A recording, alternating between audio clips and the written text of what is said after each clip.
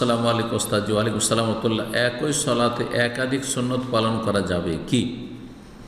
যদি সেই সুন্নত পালনে অবকাশ থাকে তাহলে করবেন।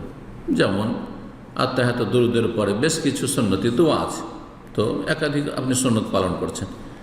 কিন্তু যদি উদাহরণস্বরূপ বলেন যে সানার ক্ষেত্রে ইস্তেফতার দোয়া তাকবীর তাহরিমার পরে সূরা ফাতিহার আগে বেশ কয়েকটি হাদিসে রয়েছে, সবগুলি পড়বেন না, জায়েজ না, একটি পড়বেন।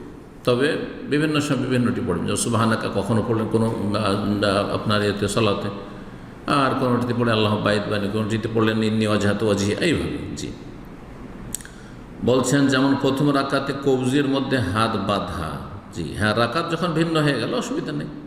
রাকাত যখন ভিন্ন হয়ে গেল তখন অসুবিধা নেই। প্রথম রাকাতে আপনি কবজির মধ্যে হাত বাঁধলেন, দ্বিতীয় রাকাতের মধ্যে বাহুর মধ্যে হাত রাখা, একই সলাতে ভিন্ন রাকাতে একই স্থানে দুটি সুন্নত পালন করা যাবে, যদি সুযোগ থাকে তাহলে যাবে। নবী সাল্লাল্লাহু আলাইহি সাল্লাম বিভিন্ন রকম করেছেন, আর সেটা একই রাকাতে হচ্ছে না, তাহলে অসুবিধা নেই। কিন্তু আপনি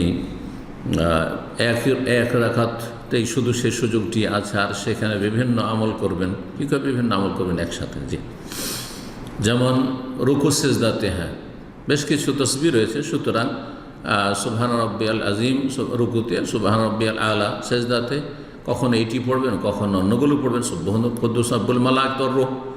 কিন্তু একসাথে মেলাবেন কি না, এই ক্ষেত্রে একদল বলছেন না, মেলাবেন না, কিন্তু মেলানো জায়েজ রয়েছে, তসবিহগুলি মেলানো জায়েজ রয়েছে। আল্লাহু তাআলা আলাম।